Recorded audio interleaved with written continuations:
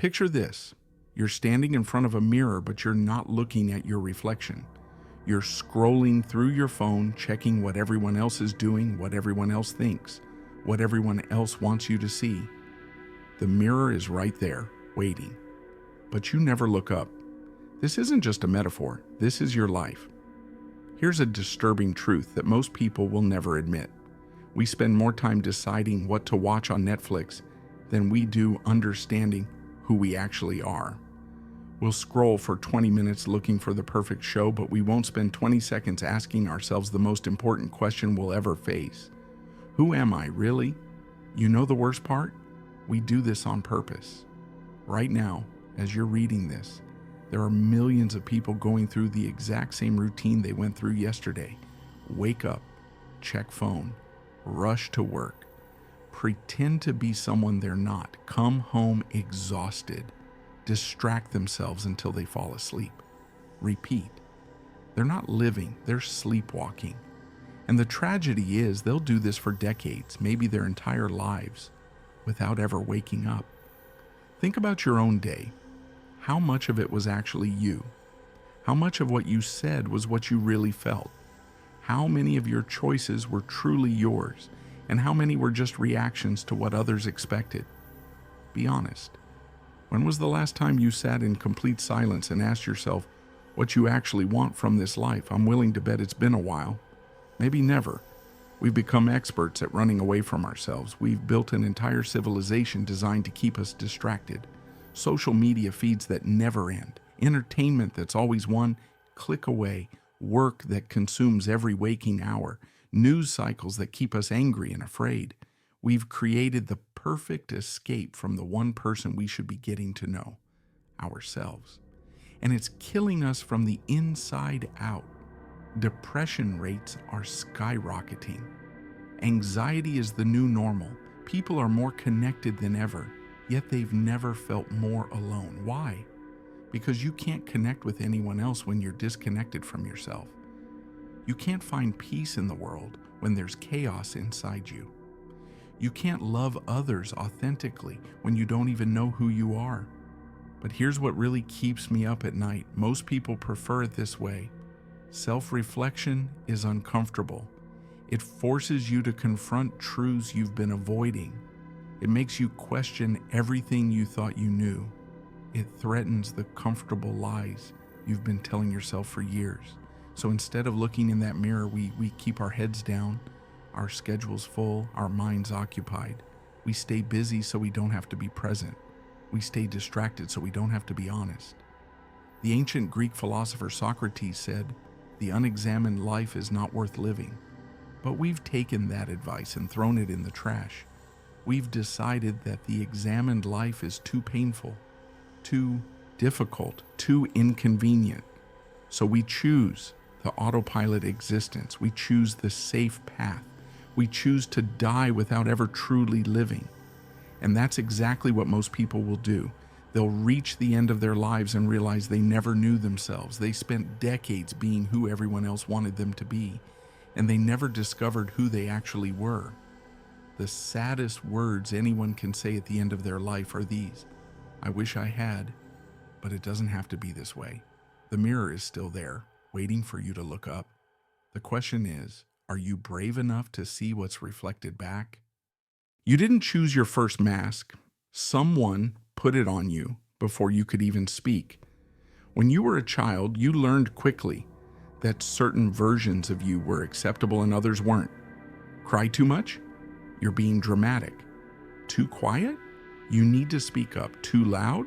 You're embarrassing. Too sensitive? You need to toughen up. So you learn to hide parts of yourself and perform the parts that got you love, approval, and safety. That's where it started. That's where you stopped being you and started being who you needed to be to survive. Your parents had expectations, your teachers had standards, your friends had judgments, society had rules, and piece by piece you built a persona, a carefully constructed version of yourself that could navigate the world without too much pain. You became an expert actor in a play you never auditioned for. Fast forward to now. You're still wearing that mask. Maybe you've upgraded it, refined it, made it more sophisticated, but it's still there, separating the real you from the world. Look at your life right now. How much of it is performance? There's the corporate executive who sits in boardrooms talking about quarterly profits while secretly dreaming of quitting everything to write poetry. There's the people pleaser who says yes to everyone while screaming no on the inside. There's the social media influencer who posts about their perfect life while crying in their car before going home. There's the tough guy who's terrified to show vulnerability because he learned that emotions make you weak. We've all got our roles. The responsible one, the funny one, the successful one, the caretaker, the rebel, the golden child. We play these parts so well that we forget we're acting.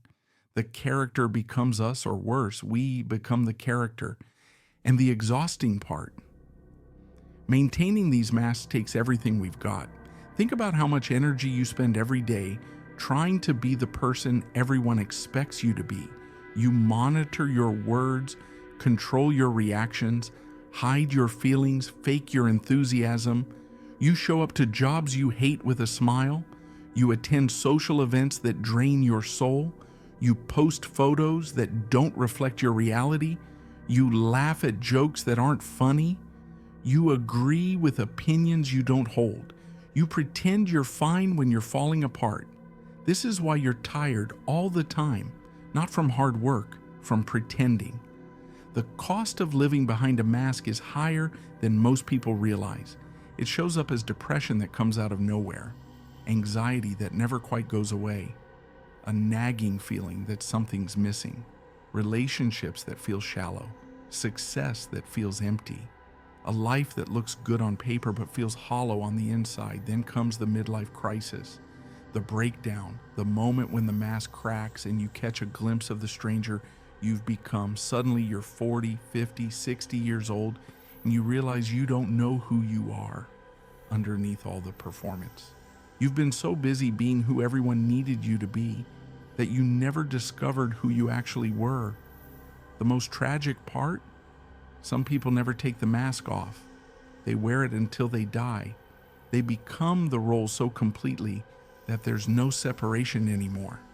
The mask fuses to their face. They retire from the job they hated and don't know what to do with themselves. They achieve every goal society set for them and feel nothing. They look in the mirror at 70 and see a stranger.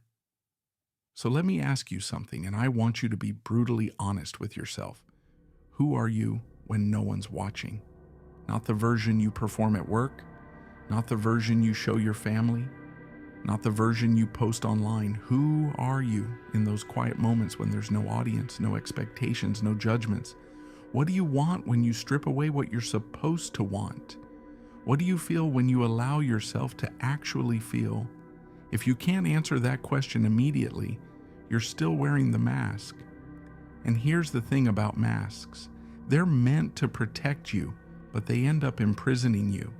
They keep others out, but they also keep the real you locked inside.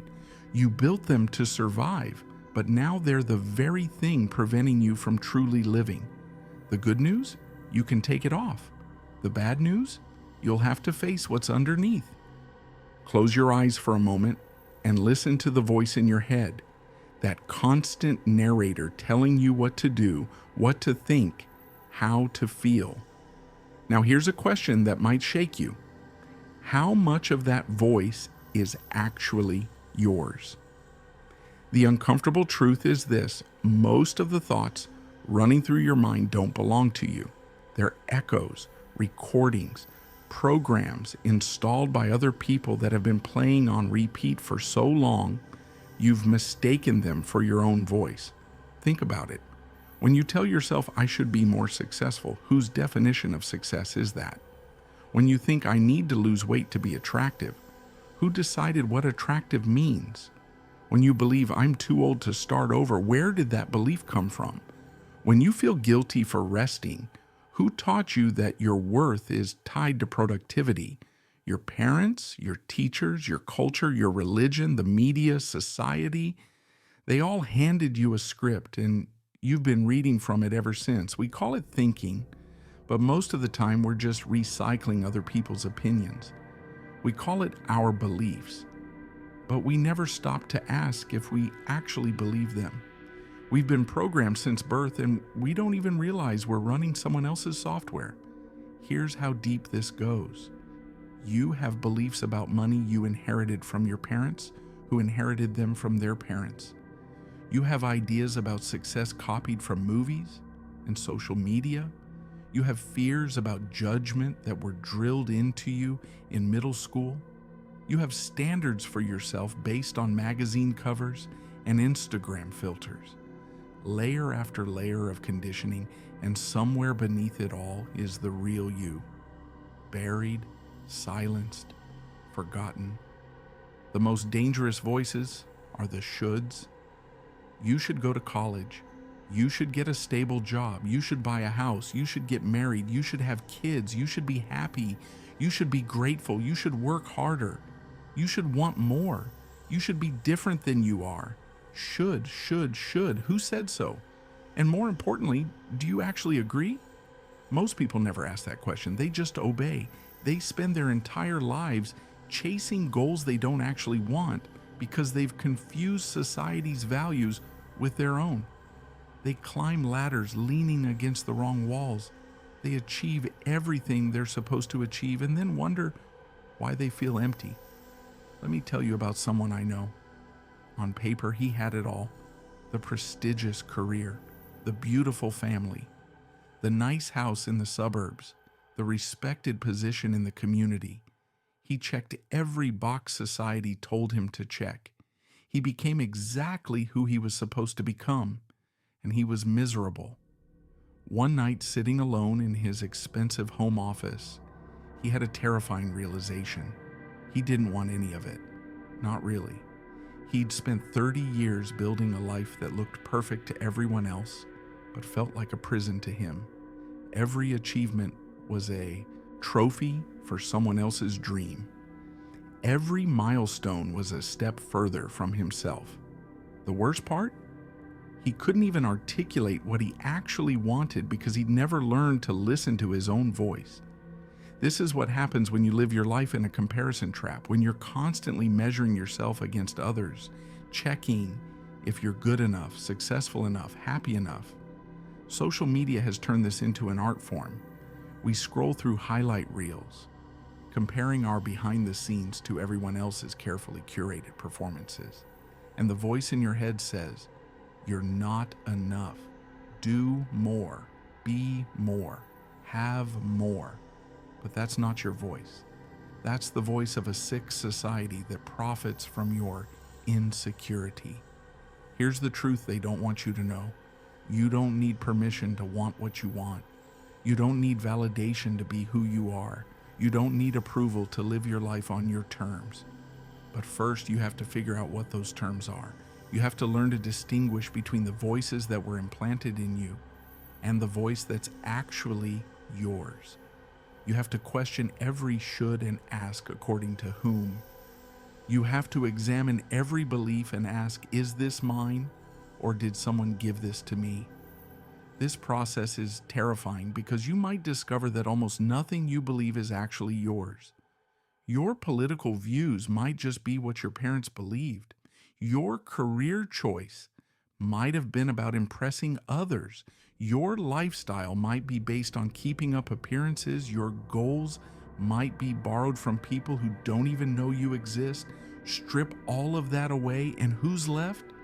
That's the question most people are too afraid to answer, so they keep the volume turned up on all those external voices. They stay busy, stay distracted, stay plugged into the noise, so they never have to hear the silence beneath it all. Because in that silence, your real voice is waiting. And it might tell you things you don't want to hear. It might tell you that you need to change everything. It might tell you that the life you've built isn't the life you want. It might tell you the truth. And the truth will set you free. But first, it will make you uncomfortable. The question is, Are you ready to listen? So now you know the problem. You're wearing masks. You're listening to voices that aren't yours. You've been sleepwalking through a life that doesn't feel like your own. The next logical step should be obvious. Go inward. Get to know yourself. Figure out who you really are. But here's why most people never take that step. It's absolutely terrifying. Self-discovery isn't some peaceful meditation retreat where you find yourself and everything makes sense. It's more like opening a door you've kept locked for decades, not knowing what's waiting on the other side. And the fear is real. What if you don't like what you find? What if you discover that you're not as good as you thought you were? What if you're not as strong, as kind, as intelligent? What if you find anger you didn't know was there? Shame you've been hiding? Desires that scare you? Dreams that seem impossible? What if the real you is someone you've spent your whole life trying not to be? That's why most people choose distraction over discovery. It's safer. It hurts less. You can keep pretending everything's fine as long as you never look too closely. But let me tell you what true self-knowledge actually requires, because nobody talks about this part. It requires solitude, real solitude. Not just being alone while scrolling your phone, not having the TV on in the background, not filling every quiet moment with a podcast or music. I'm talking about sitting with yourself in complete silence, no distractions, no escape routes, just you and your thoughts. Most people can't do this for 5 minutes without feeling uncomfortable. It requires brutal honesty, the kind of honesty that makes you squirm. You have to ask yourself questions you've been avoiding, and then, this is the hard part, you have to answer them truthfully. No lies, no excuses, no sugarcoating. Questions like, what do I actually want from my life, not what I think I should want? What am I afraid of, and how much of my life is built around avoiding that fear? What do I believe, and why do I believe it? Who would I be if no one was watching? What have I been lying to myself about? These aren't easy questions. They require you to strip away every layer of protection and stand naked in front of yourself. It requires discomfort. Growth doesn't happen in your comfort zone. That's not just a motivational cliche, it's the truth. Self-discovery means facing parts of yourself you've rejected. It means admitting mistakes you made. It means acknowledging pain you've caused. It means feeling emotions you've been numbing. Most people would rather do anything than sit with that level of discomfort. So they stay busy. They stay distracted. They stay on the surface.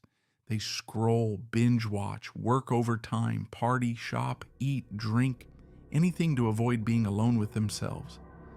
And I get it. I really do. The journey inward is lonely. Nobody can take it for you. Nobody can tell you what you'll find. There's no roadmap, no guarantee, no promise that it will all make sense in the end. But here's what I know. The answers you're looking for are not out there. They never were. You've been searching everywhere except the one place they actually exist, inside you.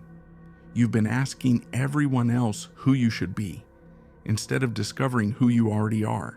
You've been trying to find yourself in relationships, careers, achievements, possessions, while the real you has been waiting patiently for you to come home. There are tools that can help with this journey. Journaling, where you let your thoughts flow onto paper without judgment. Therapy, where someone holds space for you to explore your darkness. Meditation, where you learn to observe your mind without getting caught in it. Honest conversations with people who actually know you, not the version you perform, but the real work. That happens in the quiet moments. When you're driving alone and you let yourself think, when you're lying in bed at night and you ask yourself the hard questions, when you catch yourself playing a role and you choose to drop it, even for a moment. Here's the paradox that blows people's minds. Everything you need to know about yourself is already inside you. You don't need to become someone new. You need to remember who you were before the world told you who to be, before the conditioning, before the masks, before the voices. You were born knowing yourself. Watch a child. They know exactly what they want, what they feel, who they are. Then life teaches them to doubt themselves, to hide, to perform, to forget. Self-discovery isn't about finding something new. It's about remembering something old.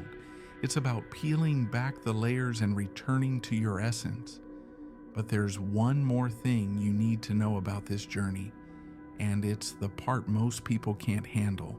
You'll have to face your shadow, the parts of you that you've rejected, the anger, the jealousy, the selfishness, the fear, the things you've called bad and tried to bury. You can't know yourself completely if you only acknowledge the parts you like. True self-knowledge means integrating everything, the light and the dark, the beautiful and the ugly, the heroic and the shameful. This is where most people turn back. They want the Instagram version of self-discovery, the neat, pretty, inspiring version. They want to find out they're amazing and stop there. But real transformation requires you to meet your demons, shake their hands, and understand that they're part of you too. Only then can you become whole. Only then can you stop running. Only then can you truly know yourself. The question is, are you willing to take that journey even if it's the hardest thing you've ever done? There's a nurse named Bronnie Ware who spent years caring for people in the last weeks of their lives. She asked them about their biggest regrets, and she heard the same things over and over again. They didn't regret the risk they took. They regretted the risks they didn't take. They didn't regret the mistakes they made. They regretted playing it safe. They didn't regret being themselves. They regretted spending their entire lives being who everyone else wanted them to be. The number one regret. I wish I'd had the courage to live a life true to myself, not the life others expected of me. Let that sink in. At the end, when there's no more time left, when the performance is finally over, that's what people wish they'd done differently. They wish they'd known themselves. They wish they'd been themselves. But by then it's too late. Here's the brutal reality. Most people will die having never truly lived. They'll take their last breath and realize they spent decades sleepwalking. They achieved goals that meant nothing to them. They maintained relationships that drained them. They worked jobs that killed their spirit. They followed rules that served everyone but themselves. They wore the mask so long it became their face. They listened to other voices so loudly they forgot their own. They kept themselves so busy, so distracted, so comfortable that they never woke up. And then it's over. And they never got to meet themselves. They lived their entire existence as a stranger to their own soul. That's dying with your eyes closed. But it doesn't have to be your story. Imagine a different ending. Imagine taking your last breath and feeling complete. Not because you were perfect, not because you had no regrets, but because you lived authentically. You knew who you were. You made choices aligned with your truth. You loved people genuinely. You pursued what actually mattered to you, not what you were supposed to want. Imagine dying and knowing, truly knowing, that you didn't waste your one precious life pretending to be someone else. That's dying with your eyes open. So what changes when you truly know yourself? Everything. You stop seeking validation because you validate yourself. You stop comparing because you're running your own race. You stop performing because you're comfortable being seen. You make decisions faster because you know what you value. You set boundaries because you know what you'll tolerate and what you won't. You become free. Not in some abstract spiritual way, but in a real, tangible, everyday way. Free to say no, free to say yes, free to choose, free to change, free to be. And here's what most people don't realize, that freedom is available right now, not someday, not when you have more time, more money, more courage. Right now, today. this moment. The journey inward starts with a single step, one honest question, one moment of truth, one choice to stop running and start listening. You don't need to quit your job tomorrow or blow up your life. You don't need to have it all figured out. You just need to start. Start questioning, start reflecting, start peeling back one layer of the mask. Ask yourself one real question today. What's one thing I'm doing because I think I should, not because I actually want to? Then sit with that answer. Don't judge it, don't fix it, just acknowledge it. That's how it begins, with awareness. Tomorrow, ask another question. What do I actually feel right now underneath the performance? The next day, what would I do if I wasn't afraid of judgment? Keep going. Keep asking. Keep listening. This is your invitation, your wake-up call, your reminder that time is running out, not to scare you, but to light a fire under you. You have one life, one shot at this. And every day you spend being someone you're not is a day you'll never get back. Most people will waste their entire existence. They'll scroll through life, distracted and disconnected, and they'll die without ever knowing who they really were. They'll take their dreams, their truth, their authentic self to the grave. But you don't have to be most people. You can choose differently. You can choose to look in the mirror. You can choose to take off the mask. You can choose to listen to your own voice. You can choose to take the journey inward, no matter how terrifying it is. You can choose to wake up before it's too late. Because here's the thing about self-knowledge. It's not a destination you reach. It's not something you achieve and then you're done. It's a lifelong journey, a continuous unfolding. Every day you get to choose. Will I show up as myself today, or will I hide? Some days you'll be brave. Some days you'll retreat. That's okay. What matters is that you keep trying. You keep asking. You keep searching for the truth of who you are. And slowly, piece by piece, you'll remember.